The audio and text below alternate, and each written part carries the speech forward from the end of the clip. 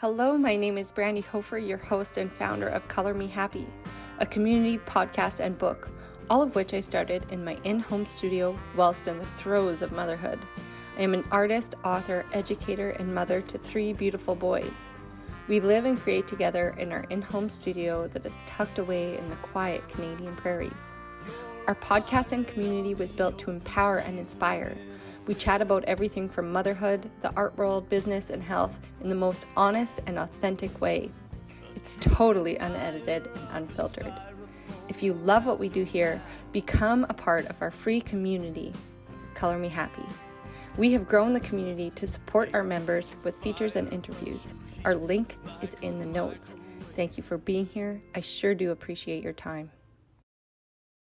Hello, my name is Brandy. Thank you so much for being here. I have to make this intro super quick, but I'm really excited about this guest, so I want to do a proper intro because this episode is so good. You're going to love it. But we have the whole freaking school in our garage because we have chickens in there. So the kids are very much interested. And so we have 25 baby chicks and 5 medium-sized chicks, so it's the place to be apparently. Jeanne Oliver, I cried during this episode when I edited it today. I needed to hear it because you always second guess what you're doing and if it's the right thing and if you're following the right path, or is this going to lead anywhere, or am I wasting my time? And we all have that self-doubt and it's hard to know to do the right thing, but she talks about how you'll just know intuitively and in your heart and your gut. I don't know if she talked about that specifically, but I talk about it all the time. You do sense things in your heart and your gut, and when you follow a new path, even though it can be scary and new and it means you have to change and pivot, that it usually works out. And she said she's done it 20 or more times, so I think it's okay because she's been very successful along the way. And this podcast, she is so insightful and a joy to talk to. And obviously that is one of the reasons she is so successful in what she does. She's a genuine, kind human being who is celebrating creativity and passion and sharing it with others. So we hope you enjoy this episode. Please feel free to reach out anytime to chat. We're on Instagram at Brandy Hofer Studios, and we have our free community, Color Me Happy Community, a safe space for all creatives to support one another. So we will see you there, my friends. Please check out our brand new Marketing 101 class. I will put the freebie offer in the link of what not to do on socials and how to grow and diversify as a creative.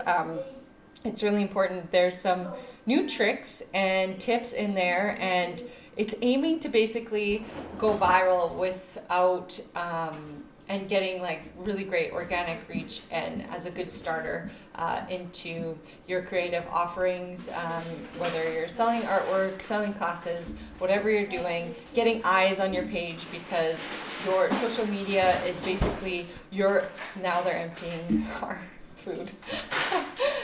Your socials are your creative portfolios. I've gotten so many jobs from social media, all my jobs actually from social media, which is insane and wildly cool. So I want to coach you through that in this very accessible.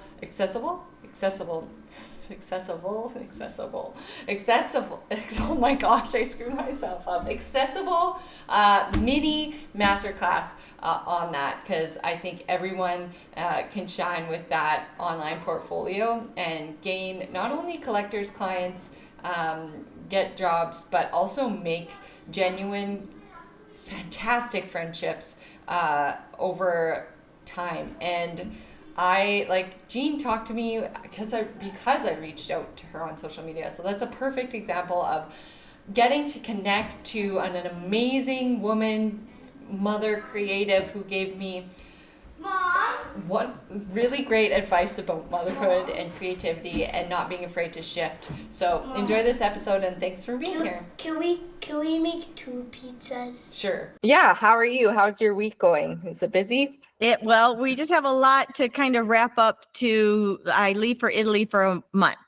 And so we have a live Zoom that's tomorrow morning. And then I do have a 3-day live business workshop here at our studio coming up next weekend. And then we pack up and then we leave for Italy. I'm teaching art for a month. So it's just trying to get things kind of wrapped up, and so we can leave. But the only way I can really do that is to focus on one thing at a time. So I just focus on what's right in front of me. I do that the best of my ability on that day, and the next thing will be waiting for me. Right. Yes. Or you just get totally overwhelmed. Yes. Which I feel like it's still kind of there. That like feeling that lots is coming, and when you book out your calendar, you're like, I'm going to feel this so hard. Yeah, I know. But then you're like, okay, but then I'm gonna get to have all these women in my studio talking about business, and that's amazing. And then we're gonna get to go teach in Tuscany. That's amazing. And so you can't complain about it. There's like no room for complaining. Because it's totally awesome. That is so cool. So have you taught in Italy before? Yes, I've taught in Italy many times. I've probably taught in Italy more than I've taught any place else. What? Yeah. Oh my gosh. Okay, I want to delve in right from the start then. Okay. I didn't know that about you. I've only so far taken the one online class, and obviously you're located where in the States? I'm in Colorado. And I'm up in Canada. So, but never say never. Maybe I'll make it down there. And then Wendy had attended your workshops, and I was like, I gotta check this woman out. She sounds really amazing. And then I was like, what if she will come on my podcast? That would be really cool. And then I can really pick her brain. Although I feel like you'd be one of those people that answered like an Insta message when someone was curious about a question. Or with a question. So did you start out with a traditional art practice and then move into the realm of education and coaching and stuff like that? And I'm saying traditional in the sense of like make a painting and sell it or go with a gallery, which we were taught in art school, which I think was a very limiting, very limiting belief to go on for. And it actually froze me for a really like a decade almost. And like, that's what an artist looked like. And if you weren't succeeding that way, then you were not succeeding. Right. Yeah. Well, and I think my journey to creating probably looks very different from other people's. For me, I was talked out of art school. And so that's what I had wanted to do. That's what I was planning to do. I was talked out of art school. And so I did an alternative.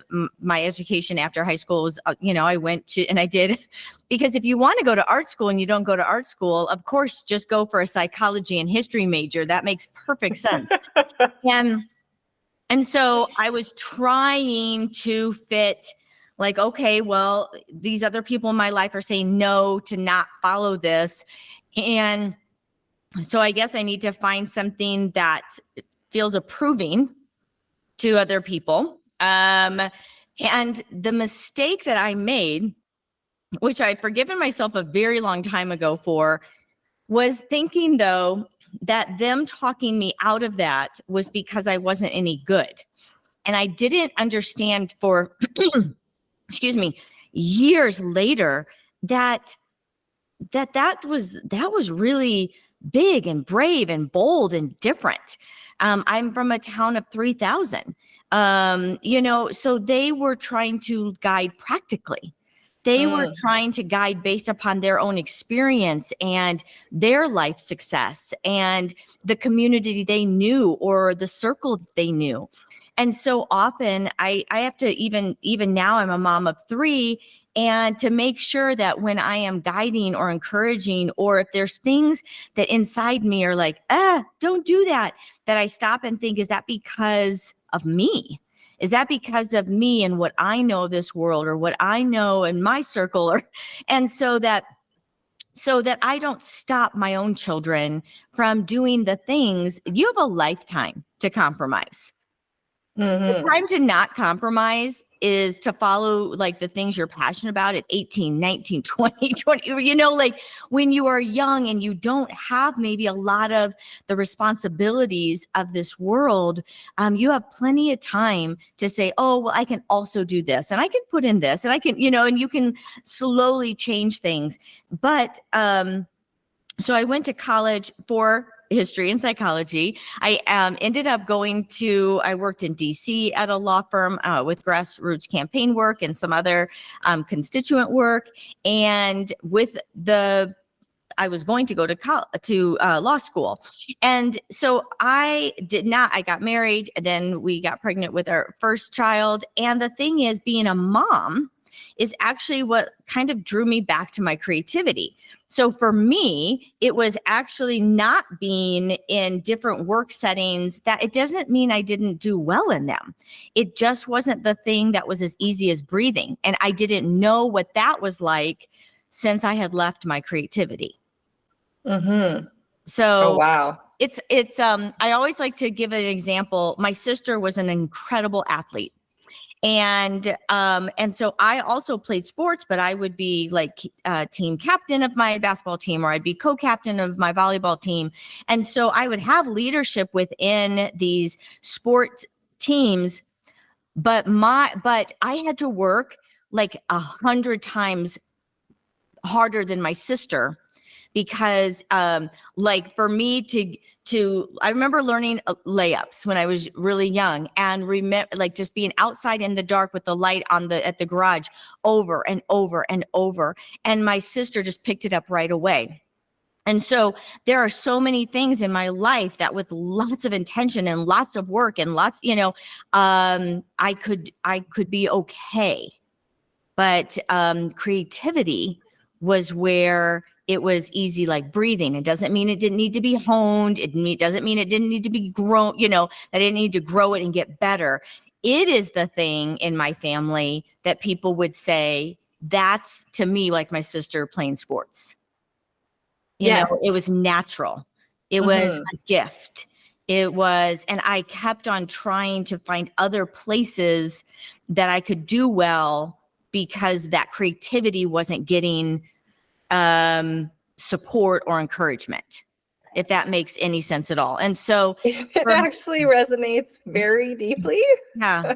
Because I too am from a small place that values athleticism, sports. And so I'm here like, doing the brand new thing with the creative career and setting things up. And I also have 3 children. And so, yes, lots of what you're saying is hitting home big time. And so I think it's good to not be good at something, because it teaches you to try really hard. And it taught me to work really hard. And so you have to think that if I'm not being creative, which is easy to me, like breathing, and I'm trying all these other things to either, as a kid, like you want support or encouragement, like all of these different things. I learned from a very young age how to work very hard at something. So at the point that I'm doing something that I'm actually really good at, I'm already used to working really hard. So it is already ingrained in me. I can take things farther because I already know how to be consistent. I already know how to put in the hours. I already know how to practice, right? I already know those things because I did it on things that I wasn't great at. And so as when it comes to the creativity and then teaching and then the consulting and everything, it really started with just being creative as a mom, and in lots of different ways. And just really, it was almost like this really slow, natural unraveling of me again. And it was finding my way back to the things that were the most innate and true to who I am, because I had some breathing room. I had that breathing room around being a mom. Now, I am unlike some other artists I know that they were already doing their thing, and they were like sculptors or painters, and then they had children. Well, and then they're trying to like, oh, how do I fit my child into this art world that I've built? I did not have that struggle because I didn't have that. Here I have my children, which is also like, I always wanted to be a mom. And so here I have also these children that I wanted with my whole heart. And then this creativity is being reborn in me. And so I fought for it. What an exciting time. Yes, it really actually was. But exciting. But I would take time in the in-between. We have lots of in-between, but I was hungry for it. If you are hungry for something, you know what I'm talking about, that I missed this part of who I was. So I fought for it. I was hungry for it. I gave up something else to not, so I could do it, which meant when the kids went to bed, I was up till, I could never do it now at 51, but I'd be up till like 2 a.m, 3 a.m, creating. And that's really how things started. So, but then it was kind of in the boost of blogs. It was the boost of a lot of those things. So I just happened to be with in that time period, it was really at the right place at the right time. And so I remember even being a new blogger and being a part of somebody's book. I remember like being asked to be on house tours. There were so many parts of my creativity that were coming into that time of blogging, really, that nowadays, if I were that same person, I couldn't even be seen. No. I mean, there's so much out there. And then it was being like, I started an Etsy shop, like with little things. I had stores pick up some of my things. And then it went to being, once again, really good circles, asked to teach for somebody on their, like they were doing online classes. You have to think this is 13, 14 years ago. Nobody was doing online classes. No. It was unheard of. Some of the people that were asking me to be a part of their things were people that were out of the box. On how they were sharing things, and including me on things like they had a YouTube like television show and things like that. And so, and it really just, I'm a natural, I think, teacher by character. Like as a kid, I was like rounding up all of the neighborhood kids and teaching school. Or, I homeschooled my kids. My kids have been homeschooled. I love learning, but I love sharing what I'm learning too. So it doesn't seem like that big of a transition, that as I started to learn and grow and I learned how to do things, to naturally share it all along the way. Mm-hmm. Oh, of course. That was the longest answer in the history of any answer. No, I really love it. And we're done with the podcast. I think that, yes, thank you for coming on, and we're done. I think like that, you're right. That was a very good time to be starting anything. Yes. And have like, it was almost like magic, and now it's just like totally oversaturated, and now you have to like hire people to do everything almost. Like it's pretty crazy. But when you say, and like it was magic, I just want to like, it's not magic. I know you worked hard. No, but what it was kindness and collaborations. That's what it was. It was other people who had really big followings and people who had a platform of some kind saying, which I've tried to live by this, is like looking over your shoulder, reaching back and saying, who can I take with me?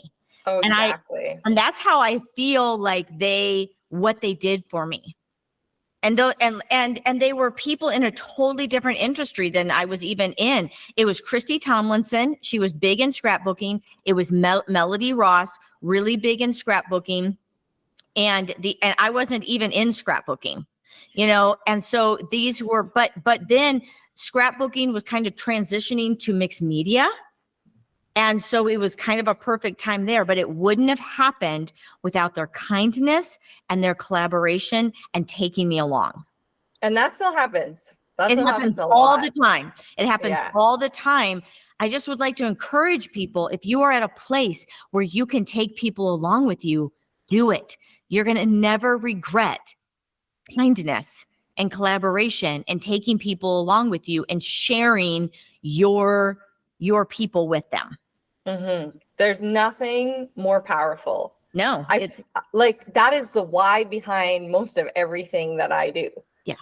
So a woman just messaged this morning about the podcast. My podcast is not humongous, but it's one of the things, the 8 things I do that it feeds, it supports people, right? It supports people. That's why it's there. It's a way to connect.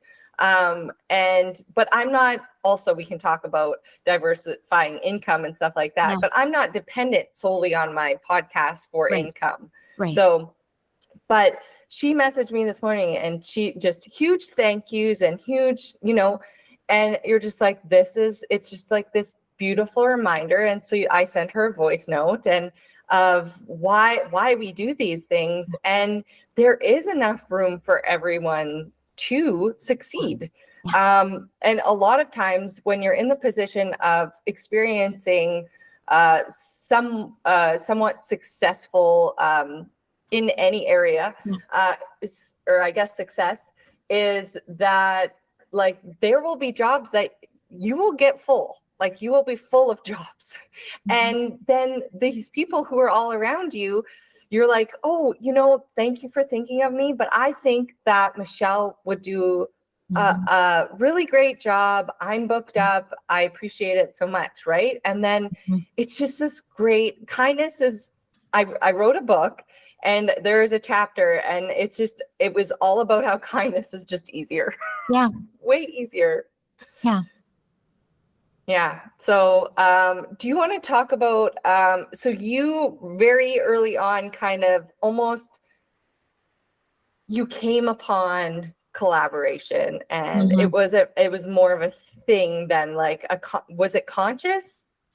It's just what the world was. I mean, you would have blog hops and you would have home tours and you would go from one blog to the next looking at homes. It was just, I didn't know any other way starting my business than that collaborations were all around me.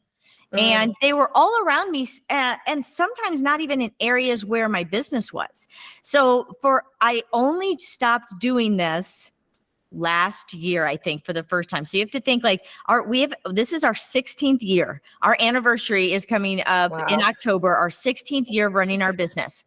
And I only stopped doing a house tour last year for the first time. And I had to say to the person, I've been in many house tours, but the first person, it was Jennifer Rizzo. She had started them years ago. She still does them. And for the first time I said, and I'm going to have to, bow out this year. I can't do it. And I really, over the years, had shared our house. So sorry. Maybe this is a thing in the US. What is a house tour? I don't even know. It's like it's like a blog. It's almost like a blog hop tour where, like, let's say I'm the first on the tour, and then after you see my house, you go to the next person, and so you would share each other's. Like they do it at the holidays. Like at the holidays or like and things like that. Like this year I did do like a garden tour. We have lots of gardens but it was all on Instagram. So you share each other. So you're sharing still like other accounts. You're sharing like go see their garden or go see something. And so it's just, and the thing is, I'm not a designer, but I love making home. I love home. I love design. I love putting a home together. I really like, I get super excited. It's a part of Something else that comes naturally, like Yes. a creative. Yeah, Yes, totally. just ask my mom. I was constantly telling her all the things she should do, which I can't even imagine. Like, what a snot. Can you even imagine right now one of your kids being like, and mom, you really need to do this, this, and this, and this. If my kids even did that, I'd look at them like, just, you know, you got to be kidding me. So, but my mom just, it wasn't something that was her thing as much. She didn't care as much. So she actually wasn't offended at all. And she would encourage me to dream up things. And so, you know, but so to this day, my home, our home has become, it's been in many magazines, like our last home and this home, been in magazines, it's been in books, it's been lots of blog interviews and things like that.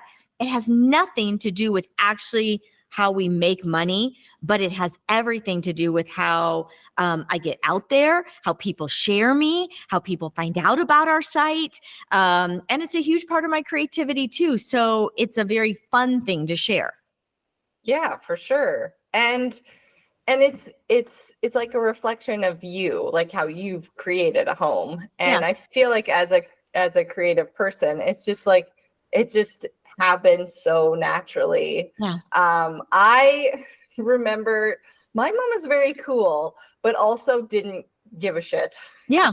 Like about, yeah, but it's like she didn't give a shit about that stuff either, like at all. But she also collected antiques. So she and built, we didn't have money. Like she made $24,000 annually. So like I don't even know how we lived off of that. And she built furniture out of our old fence, like really, really a thrifty woman who scared everyone. And like very scary. But like it taught me a resourcefulness. Yeah. For sure. But I always wanted that like crafty mom because I was so crafty. And so I would decorate like matching wrapping for Christmas and now I'm like, I'm so tired of decorating. And it's like my 12-year-old self like overdid it. Yeah. Because she let me do those things that I wanted and I thought were like a normal family should do. Yeah. And now I have 3 boys and I'm like, I don't have time to wrap anything like the night before. I'm like, just close your eyes and I'll give it to you. Walk out with this big bag and you can open it. Seriously. So yeah, it's kind of funny how, you know, you turn out with, you know, because I guess that's not really a typical idea of, you know, maybe what ways people saw your mother with the life that you're living, you know. You're like, oh, their mom must have been like super like, you know. My mom was so good at so many things. They were just like, my mom would sew. Like she was she would sew. We still do make fun of her when she made me those wool knickers though. So wool knickers. But she would sew everything. She was great at like wallpapering our house. She was great with the garden. She was really wonderful. She would can. She made the best grape juice you've ever tasted in your life. So many things that I'm not good at all, right? And so for her, she would rather be in the garden, or she would have rather been sewing, or she would rather be walking or doing all these other things. And she made a beautiful home. She just didn't care about the things to the level that I did. You know, I was the one with like step-by-step directions for our whole family on how to decorate a Christmas tree. So yeah. You know, what she was very laid back and relaxed about things that was probably very good for my personality. Right. Yeah. My mom too. She smoked and talked to her sisters on the phone and right beside the phone because the phones came out of the wall. Yeah. And just drank wine out of like a jam jar. Yeah. And that was her pretty much summed up. Loved watching hockey, like totally Canadian thing. Just loved watching hockey and smoking and chilling out, which I don't have. She would make me go fishing. up north in northern Saskatchewan. And she's like, okay, we're here. It's been 2 hours. You've learned a new song on guitar. You've done yoga. You've gone for a walk. You photographed wildflowers. She's like, can we relax now and play some cards? Like, very opposite Yeah. in personality. And gosh, yeah, I miss her. It would have been nice to have her with the 3. I lost her right before I had my first son. So it was like that crazy season of life, like of coming into motherhood, but experiencing extreme loss and grief. And I'm so grateful that it did happen at that time, because I don't think I would have gotten through it the same, because you kind of have to get through it, you know? I'm so sorry, because you're so young to not have your mom. I have other friends that I think are so young to not have their mom. And I don't know, like nobody in my family likes to even think about a day when my mom's not there, because she's just my number one fan. She wants to hear what's going on all the time. If I write a blog post, that she tells me how great it is. I mean, like to not, and then and to ask questions. I have asked her some of the funniest questions about things like, so when I get older, will this happen? Or, and, she's like, oh, dear goodness, you're like my child that'll ask me anything, but she answers anything I ask. And we need people ahead of us to ask questions. And so I hope there's somebody in your life that's older that you have relationships with, that you can still like ask those questions about motherhood and in life, because we need to be surrounded by older, wise women. Yes, I agree. I feel like I have my mom's sisters, so they're absolutely wonderful. And I feel like I'm constantly seeking that through building community. And some women do watch out for me on like Instagram. They're like, Brandy, are you resting?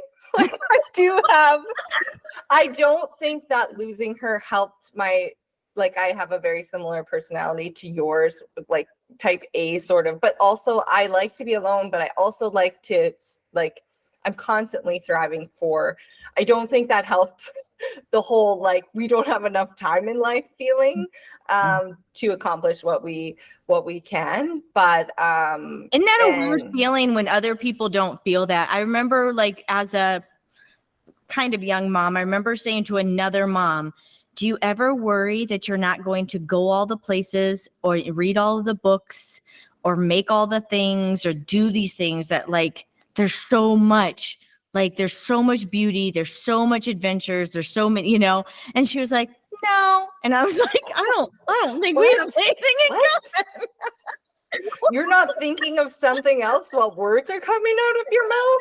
What? Like what? And so sometimes it's why, see, I'm more introverted than I think maybe you are. I thrive. I mean, I like quiet. And so, but it's kind of why too, like things like I don't go on Pinterest because it would be so overwhelming of like all the beauty. So people I have like a new living room every second day if I always went on Pinterest. Or there's just like, oh my gosh, that's amazing. Or this person's amazing. Or I need to read this book. It's hard enough besides this one site that's an explosion of all the best, most beautiful in the world. And so for me, I know that actually even overwhelms me more because I'm already somebody who has high standards for like all the things in life that I want, like, like in Dead Poet Society, when they talked about sucking the marrow out of life, I feel like even when I watched that as a kid, I'm like, that's me, man. Yeah. Oh, just relax. Yeah. Let's go to a cave and let's read some poetry. Someone have to lock the door on the cave.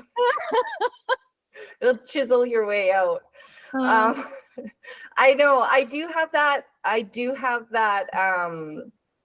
Too, like I love teaching and communicating and being seen and inspiring through example, but I also do really love that, like, I need the total like alone Yeah. reflection time and writing time or whatever that looks like, right? I think it's important to get both of those things or you do burn out. Yeah, Like it can absolutely. happen. Actually, burnout is the reason why I totally like basically had my career in a bag and like dumped it all out. It was like something shook it up. I was like, something's got to change here. Like this isn't working for me.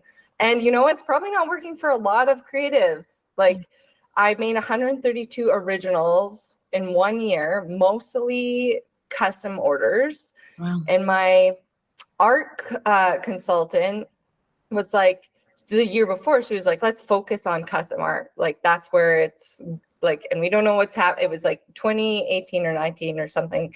She's like, we don't know what's happening with the gallery world right now. And so just focus on that. And then I did. And of course, with the personality of, okay, we got to do this. And then it just was like too much. And then I totally burnt out and I didn't want to make art anymore. So then I wrote a book, but it started wrote a book, started the podcast, muraling a lot more, and I don't know where it's going, to be honest. And my brain's like, where is it going? And I'm thinking I want to do, my dad has all this land and it's gorgeous. And I didn't know what he was doing with it like 20 years ago. I was like, why does he have all this? And now it's like developed and just, we go out there and just walk around and I'm like, what if we had an eco-friendly, like sustainable residency workshop, corporate retreat sort of.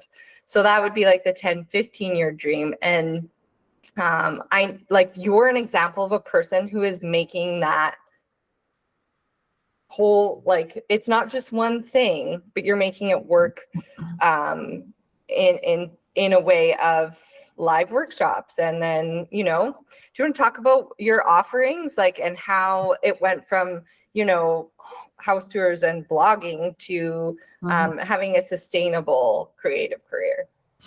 I think I was in Italy this past summer, and a woman came up to me, and there was a group of creatives that were there that I wasn't with them, but they knew who I was, and they said, and one of the women said, you've really created, like, here you are in Italy with your family for a month, and you're hiking and you're out on the water and you're looking at art and you're making art and you're reading books. And she goes, it's like, everything even that you've done, she goes, you've created this lifestyle. And I've never really thought of it that way. I had not thought about that, but I have very intentionally said no to a lot of things that would have made us a lot of money that were nowhere near how I would want my life to look and feel. It's the biggest thing that I teach in Creatively Made Business. It's my like business curriculum that I wrote. And it was about one of the first things is, how do you want your life to look and feel? Because it literally has to be your touchstone, because you're going to have so many things coming at you.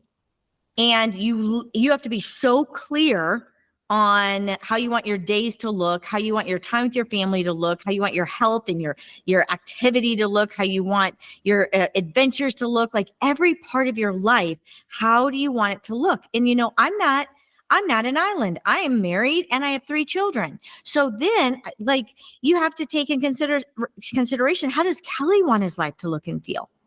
How do my children want their life to look and feel? And so as a family, how do we want to like walk through life? Like, what is good for everybody in the midst of also having individual goals and needs? And so, we've been offered, so many things with like, hey, do you want to like do this television thing? Do you want to write more books? Do you want to, teach here, do this? We want you to teach these classes. I mean, be in this gallery. What do you like? All these things are going to come in.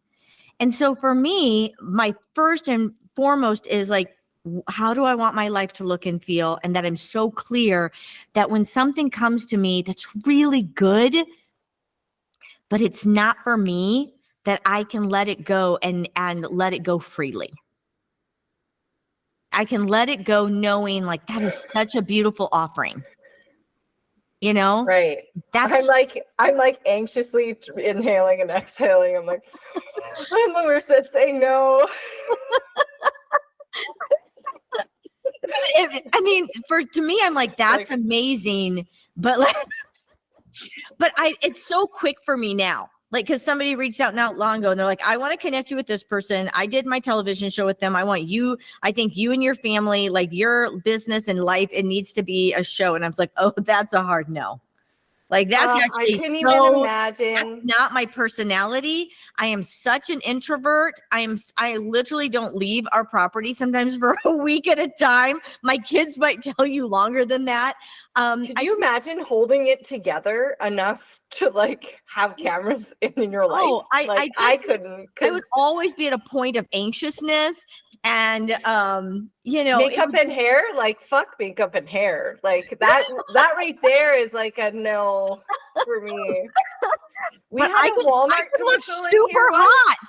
Like yeah. something when there's like the people with their hair and makeup done and then without, I mean, I could really look good. It was not for me. It's not for me. And I know what's not for me.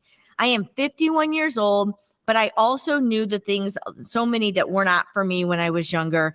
And so I feel like when I look at everything we offer, people have to also realize, yes, we have many things that we do, but we don't do almost any of them all the time. Right. Like almost none of them. Yes, I have a podcast. I will have I'll do that season over a certain amount of months and then I'll take a long break. And I do not start up again until I'm like, oh, you know what? I would like to interview these people. And it goes along with this next phase of things I'm doing. And so let's get the next season going. And I let that lead me. I'm not worried about it in between. I'm not worried if it goes a really long time. I have many very good episodes if somebody wants, like of really good content. The same thing for online classes. Like I only create so many online classes a year only based upon what am I actually doing? What am I really excited about? What's very natural, how I'm playing with things, and I can share it authentically with people. Yes. I'm very not important. Yeah. Being your authentic self. Yeah. I can't, like, if I were creating all the time, like an online course of myself, putting it out there, where am I getting that information? Right? Like, where am I getting, it hasn't grown organically. It doesn't have any roots. Right. It's not really probably yours. You need to like let things grow and figure it out and then release things. And there's so many things in our business we've changed. We used to have 24 classes a year on our online site. Oh my gosh. And we've gone down to, I think we had this year, we just, like all the classes for the year now have been put up. I think we had 8 guests, teachers. And I've done some Zoom workshops, but I mean, 8 guest teachers, and it used to be 24. And lots of those things are changing even more because I'm changing. Our life is changing. Our workshops, we used to do 10 a year here at our studio. Wow. We went down to 6. And next year we are only doing 3. And then we're going to take a break.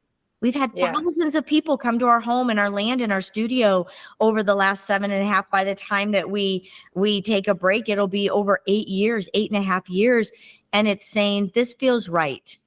This actually feels really good with where I am now. Just because something was good or is good doesn't mean you have to keep doing it. If you keep doing everything that was good, you'll never pick up the next good thing. Right. So I have to constantly, this is a good thing, but I think I'm going to set it down. It doesn't mean you can't. There's only one of you. There's only one of you. Well, yeah, there's one of me. And like, what do I really want to do the most is to paint. And so anything that's getting in the way of me painting, I think you're going to see that with our business over the next few years. Anything that gets in the way of me painting is probably going to be put down. And so, but can you imagine, first of all, yes, that can be scary, but over our business, I have done this again and again, and I'll tell you like one tiny example to show you what we've done again and again. So in the beginning of our business, I was making altered journals. I was doing wooden letters covered with scrapbook paper, plaques. Like this is 16 years ago, okay? And I remember when stores wanted to carry them and people were buying them. And I'd be down in our unfinished basement in our other house, literally be like, I am the luckiest person in the whole world. I can't believe I get to make these and people are buying them. Like, this is incredible. Until I had been doing it for like 1 to 2 years. And I was like, I can't stand these. I'm gonna light these letters on I fire. hate these, and I'm only doing it because I'm gonna, and two, I'd like to back up just for 1 second. I started selling them because I wanted our Jack, he's our oldest, to start piano lessons, and we had nothing extra. And so his $100 a month piano lessons, which we really didn't have anything extra, I'm like, I'm going to start selling these and I can have extra money for Jack's piano lessons, which then turned into Maddie's piano lessons. And then, and so the thing is, so here we didn't have extra. I'm starting to sell things. Now we're starting to have lots of extra. Now we're having thousands extra a month from making these journals and letters and plaques, and then I was like, oh, I do not like making these anymore. And I remember being out to dinner with Kelly and I'm like, the only reason I make them is this order's $500. This order's $300. This order's this amount. I go, everything's associated with the money and I have no joy anymore in making these. And Kelly said, well, what would you do? So this is the truth on any business. So we had nothing extra. So now we have more extra, right? We have some extra. And I'm wanting to put this down, which is scary because there's resources here you didn't have before. Maybe you have connections you didn't have before. Maybe you have a platform you didn't have before. Like whatever that is. And to put it down, it's unknown. But I said to Kel, I can't keep doing this. Brandy, I've watched creatives make the same art for 20 years because they're scared to put it down. So they have literally a lifetime of unmade art or experiences or connections because it is scary when you make money for your family, right? And he goes, what would you do if you didn't do those? I'm like, oh, I'd do this and this and this. And so that's happened a million times, truly. There have been truly pivotal, I would say 20 good times over the last 16 years. It's time to put that down. Mm-hmm. It's time to put this down for this next thing. And we're in that stage again. There's some really big changes that are going to be happening, and there is unknown because now Kelly's worked with me full time for the last 7 years. So we work together. If I put down everything, right? But I have to look at it but I'm putting down plaques and altered letters and altered journals. I am putting down something that it's now that season is over. And you do that, your brain will start to come up with new ideas. I used to think sometimes I was tired. I'd be like, I'm so tired. I would use that word through periods of when I was doing something I should no longer be doing. I would use the word tired, but that's actually not a good word for it. I was bored. Because you give me, if I have a new idea, I have a new idea. I get energized, focused. How can I make that happen? So I just encourage anybody listening, if there's something in your life that you're used to bring you joy, and it's now I'm only doing it for the money. Mm-hmm. And if you to find a way out, it's because sometimes you can't just set it down, right? We can't just always and I no longer want this, so I'm just going to not do it.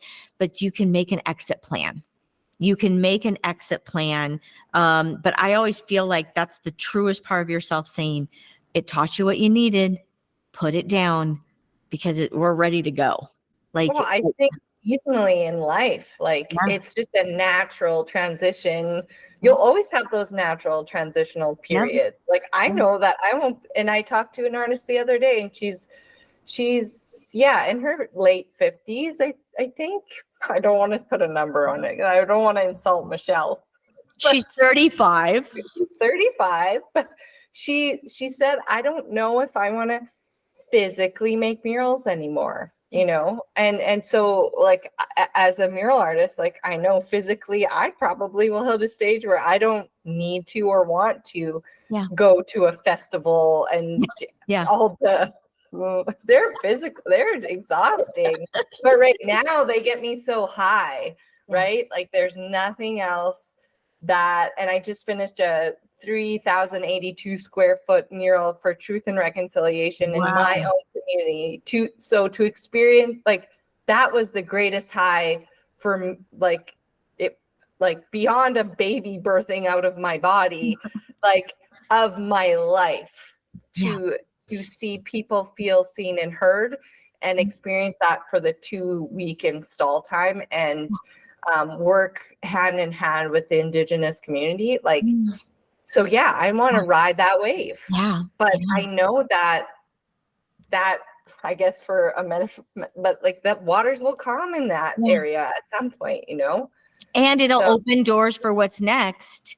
And wouldn't that be sad if you never thought everyone knows me as a mural artist and that I did these incredible pieces and I can't put that down because, but the thing is, if we can learn to just kind of, like you said, like ride that, then you're known for lots of things and you'll know yourself as lots of things.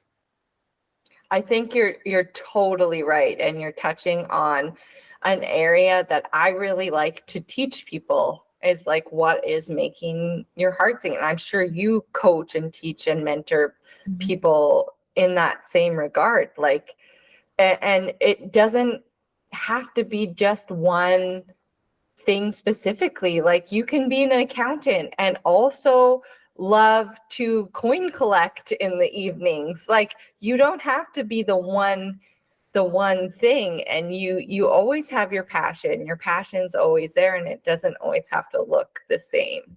Yeah. So I love spreading that message, so thank you for solidifying it. And I know you already do it a lot. I wrote down Italy because I didn't want to forget. What took you to Italy? What brought you to Italy? How did that I always, because my husband and partner he's never been to Europe, and I'm just like, wouldn't it be cool as a family? Because I like to two birds with one stone. Like I don't just pay for a family vacation. I wouldn't be paid to go on the thing, right? Yes. Well, the thing how it started is that I love travel, and since I was a young kid, I loved travel, and I always knew I would want to go like all these different places. So it was figuring out like how to make that happen.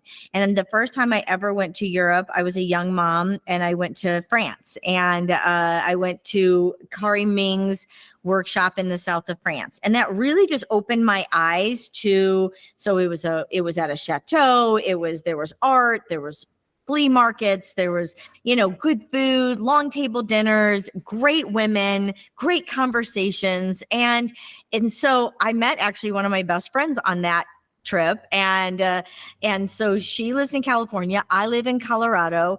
We do see each other a couple of times a year, but we would also every few years do these trips. Like we would do these trips together, and we would go to an art workshop and make art together during that week and just laugh and and create. And it was so good.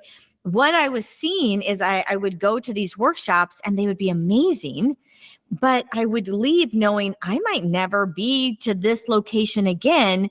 And I didn't go to the cafes. I didn't meet local artists. I didn't go to to this park and sketch and things like that. And it was starting to come together.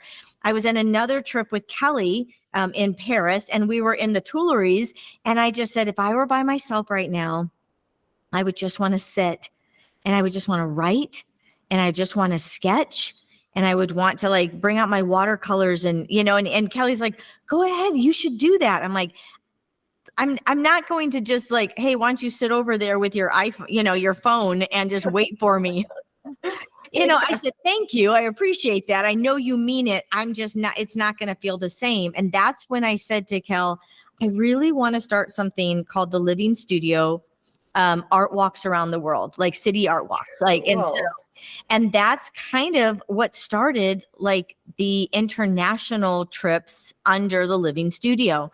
So we went to Italy. We went along Lake Como in Bellagio. We went to, Honfleur and Normandy in France. And so we did Paris and then France. We've done, Amsterdam. We went along the Danube. We've gone to so many different beautiful places, and that's really how I started I loving certain parts of the world. I love the aesthetic of France so much, but I go back to Italy again and again because of the people and the lifestyle.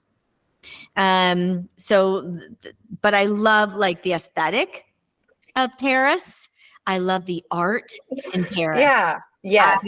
I love cafe culture in Paris, but the people in Italy, the food in Italy, it's like the food and the people and their day-to-day life is warm. Mm-hmm. Mm-hmm. It's just inviting. It's warm. It's kind. You go to Italy, you will be like, why are they being so nice? Did they really just invite us to their home? I did a residency, an artist residency. I went from France to Italy. So I'm shaking my head like, yes. Like aesthetic. Oh, let me soak in the beauty of Paris. Like aesthetic wise, dip me in the art and the sculptures and the gardens. Like it is beauty unsurpassed, right? It is so, you literally will be wringing yourself out. You are so saturated in that beauty. But there was just something so special about Italy that has brought me back again and again. And maybe it's because my personality, like I need those saturated moments, right? I need that. But what my personality really needs is, mm-hmm. So I'm teaching in Tuscany coming up, and then I'll be teaching in Tuscany again next year also. But when we go as a family, there's no teaching anymore. And I don't feel guilty about sitting at a cafe in the square of Bellagio and reading a book. Right. And just drinking coffee and not doing, I don't need to check off any lists, right? Like I like to have some things planned and I like to have reservations some places, but I want to breathe. Yeah. I want to breathe. No place to be, no timeline. No. Right. I want to walk everywhere.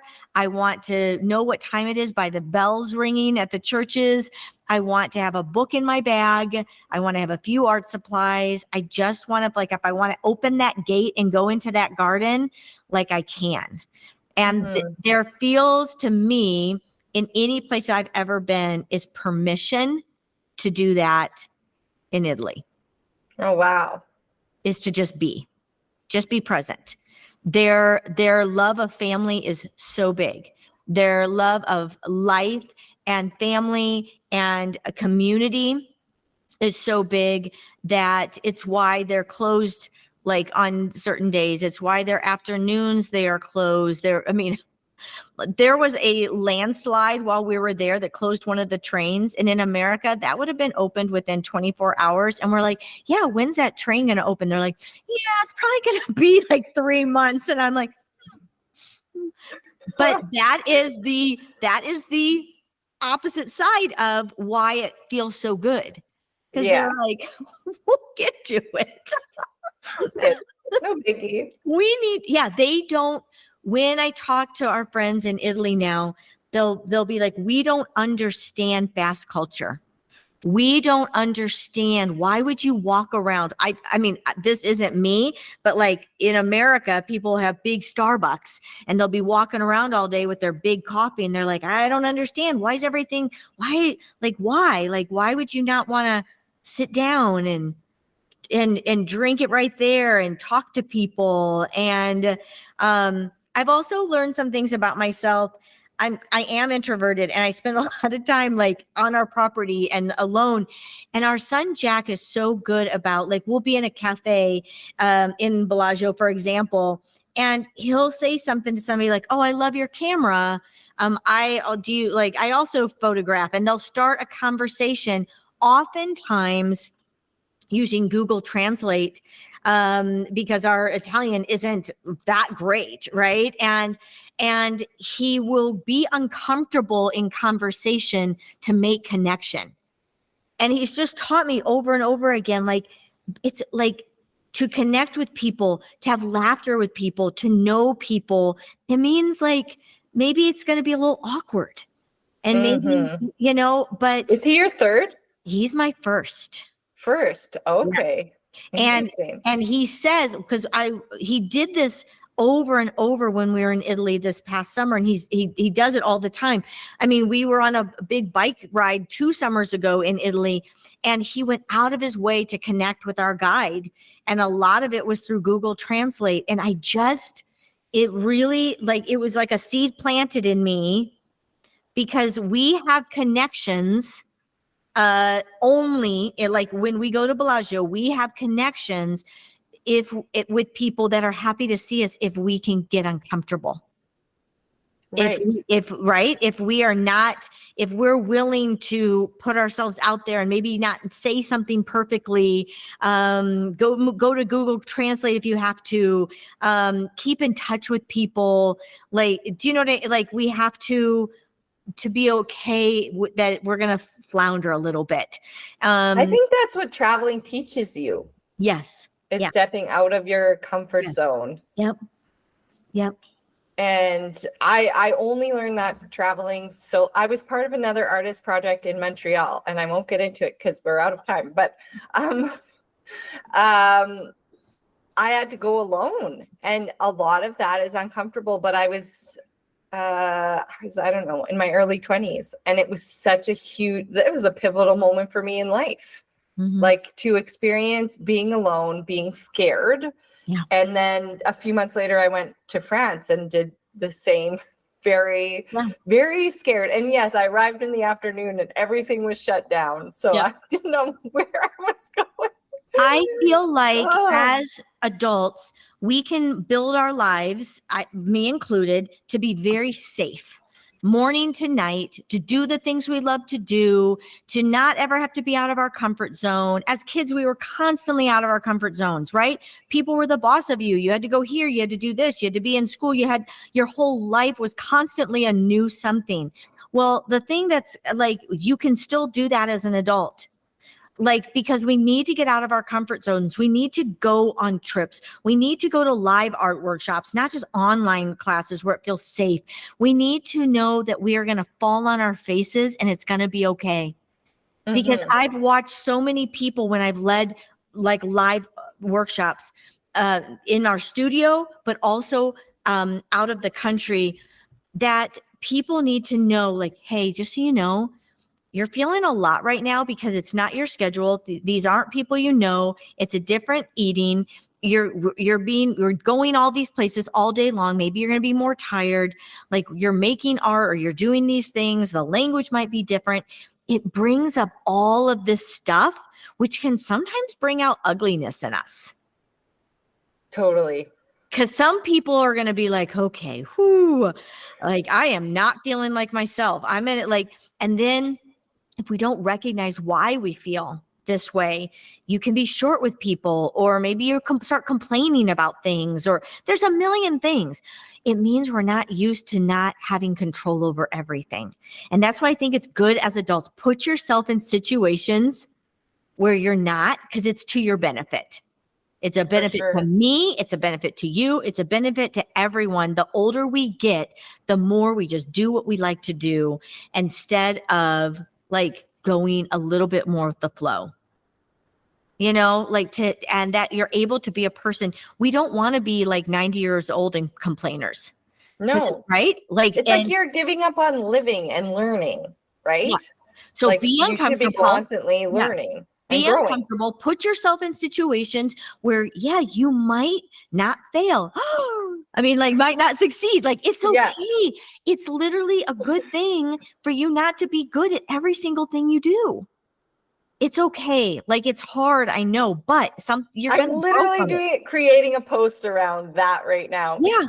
Teaching a workshop on intuitive abstract painting, and I was like, I'll go down to the studio and I'll just whip one out, and it was ugly after like it was terrible. And Teddy, he just turned 4, he was watching and he's like, Mom, that's bad. I was like, I know, but I feel like it's a really good teaching moment for myself and for everyone else. Come to my workshop. Brandy, think of how many bad art with me are not making art because they made some bad art and they think, well, it's just not for me, when that's not true at all.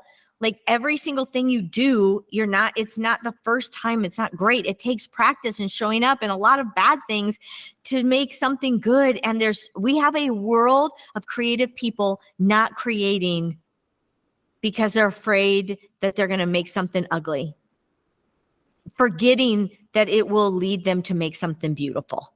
Yes. Oh my gosh. Yes. You could not have said it better. This was the best. I appreciate your time so much. Thanks for having me. It was wonderful. If you're looking for some time for yourself to relax, release, and unwind, Oasis has the perfect space for you. They offer yoga and spin classes of all levels. Whether you are a beginner or advanced student, Oasis thrives on accommodating all aspects of the practice. Let their serene environment and gracious staff help you in your journey of peace, healing, and strength. Sign up online at www.oasishotyogastudio.com or by downloading the Oasis Hot Yoga Studio app. Feel like yourself. You deserve it. Thank you so much to our supporters and our community partners. We could not do this podcast and outreach and projects in our community without you. That is Red Bicycle Communications. They are so amazing. They uplift in so many ways in our community. Jill started her business and she talks about it on the podcast. So Jill Kelly, check out that first episode. She's come on a few times and empowered others along the way. So she's grown her own business and her vision, and she was even featured in the Toronto Star, I believe. Is that the right newspaper? Hopefully. It was very cool. It was a very cool business feature because she was like, I'm going to try this out in my community and we'll see if it works and if it doesn't. And obviously it's been like probably more than a decade since, and they're doing really well. And they have founded the Women in Business Awards. So I'm very proud to be a partner with them. We have Nouveau Laser and Aesthetic Center. I love them so much. They make me feel good in my own skin. It's one of my biggest touch points and what I'm most self-conscious about. And I recently have been starting to get some of my tattoos removed that I got when I was 16 and 19. So obviously I didn't think those through, but it doesn't hurt, which was very cool and very surprising. So they are the only people locally who do tattoo removal, and of course, face treatments and a whole bunch of another like laser hair removal and an array of, you can do injections and a whole bunch of stuff. So check Nouveau out. We also have BioClean Disaster Services. They're so wonderful, and their mission is, I love their mission statements and their values. It's to uplift community through women and children. So what happened, and I remember talking to them about this when we initially partnered, is what happens when you empower females is they live a better life, and if they have children, then they raise better children, and that is the way that to empower community and growth and I guess like challenge the poverty cycle in a way. So so I love talking to them about that, and in our initial conversations of when they became a partner, and they have helped us along the way with mural washing and a lot of different projects around the city. So I love them so much, and they do a wonderful job because it's for usually, like, if your basement got a flood for some strange reason, like, that's your most vulnerable time in your life, and they're there for you to help you through and ease any situation or help you in any way, because that is like, when stuff like that happens, it's so, like, it's so frustrating. So they support people in that journey. And then we have Oasis and Hot Yoga Spin Studio, safe space for you to rest your mind and gain more energy and come back to yourself again. So I love it there. It's always been, it's a beautiful space. They have gorgeous plants, and it'll just refresh you and revitalize you. We're so lucky to have them in our community. Thank you so much for being here, and we will chat with you soon, my friends.